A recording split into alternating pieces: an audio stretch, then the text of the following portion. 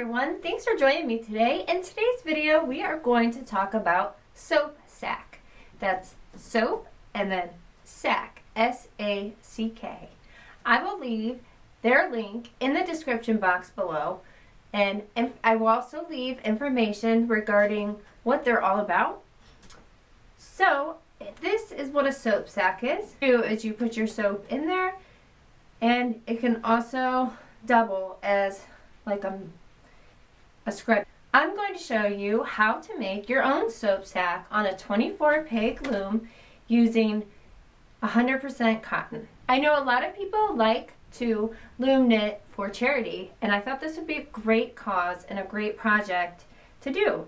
So again, this is the soap sack, and what you do is at the end of your project you make a tail like this.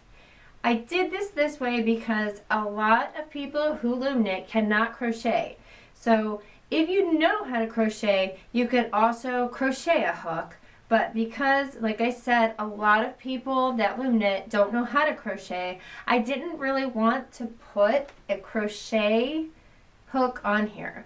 So there's also a link on Soap S.A.K.'s website for a crochet pattern and a needle knit pattern in case you're interested. I was hoping to possibly do this together, and I have a small group which I will also link below, where you can join and we can talk about loom knitting for charity and doing this with Soap S.A.C.K. and see how many as a group that we can come up with. So again, you can donate them to local places who are in need of soap sacks, or you can mail yours into Soap S.A.C.K. I hope you enjoy this video, and I hope you have a lot of fun. And again, I will leave all the information in the description box below. Thanks for watching. We're going to start by making a slip knot.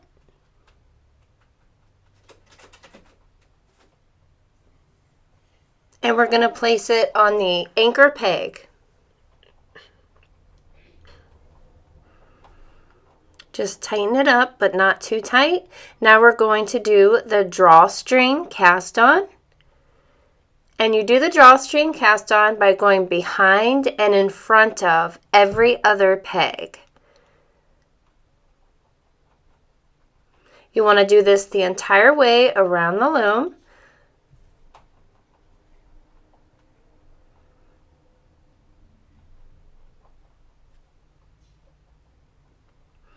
Now we're back to where we started from.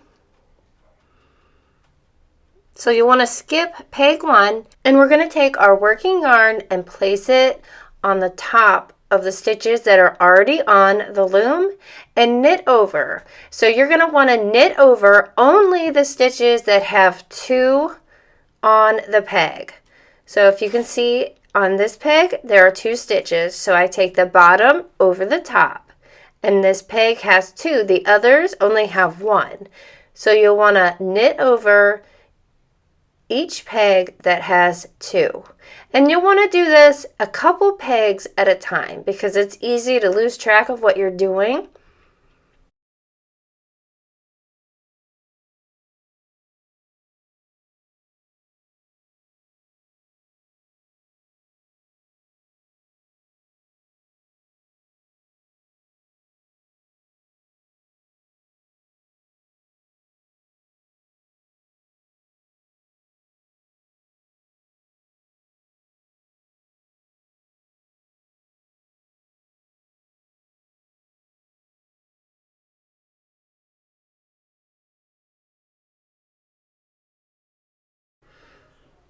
Okay, we are done with our cast on. So now we are going to start our first row of knitting. So again, we're going to leave peg 1 as is. We're just going to have that 1 piece of yarn over that. So it's 1 stitch over peg 1. Then we're going to wrap peg 2 and 3, but we'll wrap peg 3 first and then peg 2 in the figure 8 stitch, and then we're going to knit over. So let me show you. you wrap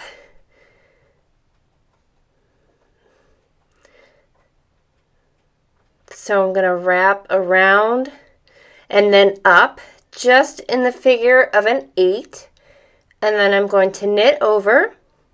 So here again, we're doing the figure 8 stitch. The entire project is going to be made using the figure 8 stitch, and I'm going to have a video. If you're unaware of how to do the figure 8 stitch, I do have a video which I will link up on how you do the figure 8 stitch on the round loom. So I'm basically going to go and just show you how to do the figure 8 stitch for the first couple of rows. And again, I am linking a video if you are new to the figure 8 stitch on how to do it. We're going to continue this process making the entire soap sack.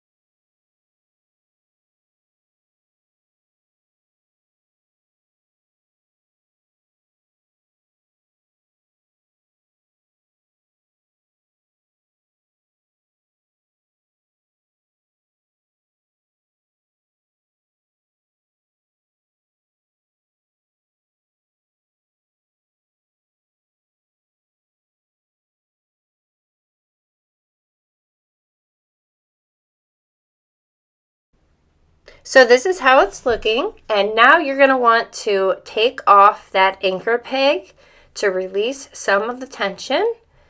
So make sure you remember, because it will make a difference.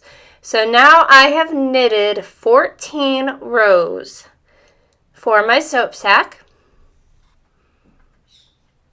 And now I'm going to wrap my working yarn around the loom 3 times to allow for enough yarn.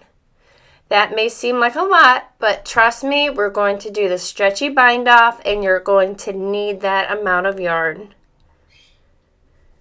You're also going to need your darning needle at this point. So go ahead and thread your darning needle. Now, just for a reference, your soap sack is going to be around the length of 4 by 6. So that just gives you a general reference of what you're looking at as far as size. So now that your darning needle is threaded, we are going to start our stretchy bind off. So that is peg 1. So we're going to start with peg 2 and go down. So we're at peg 2 and we're going to pull our yarn through.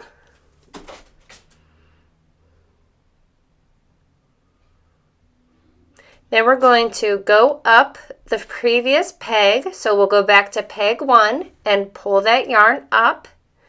Then we're going to go behind peg 2 and down.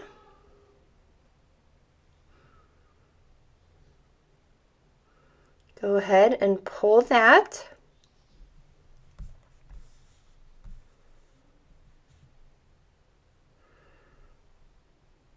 Now we're going to the next peg and we're going to go up the next peg.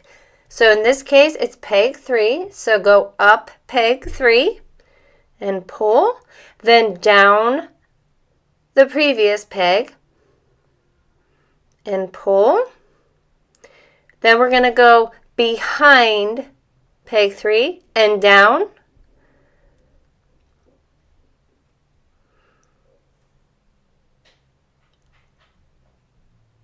And then we're going to go up the previous peg. So we're going to continue this process the entire way around the loom. Again, we're just doing a stretchy bind off.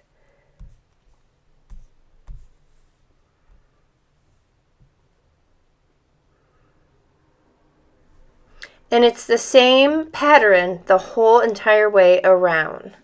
Once you're finished, you're going to remove the stitches off of the loom, and it'll look like this. Then you'll want to take the tail at the bottom and pull. And this is going to close up the hole at the bottom of your soap sack.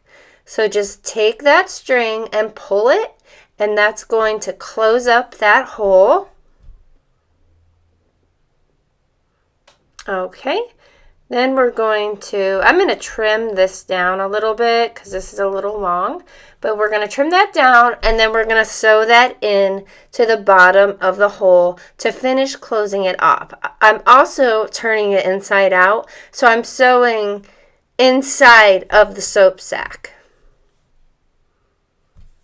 So just go around in a circle. This yarn is a little tough to sew for me. Just do your best and make your way around to close the hole. And then once you do that, we are going to knot it. And then just give the strings a little trim.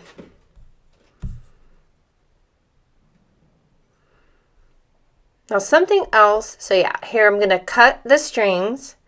And something else that you'll want to do is you can make a little string at the top, and I'll show you what I did with my blue one. So I took my tail and I sewed it through and then made a knot for that. So now I can hang that on a shower hook, and there's plenty of room to open the sack and place a bar of soap. I hope you found this video helpful learning how to make a soap sack with a loom. Thank you for watching. Bye!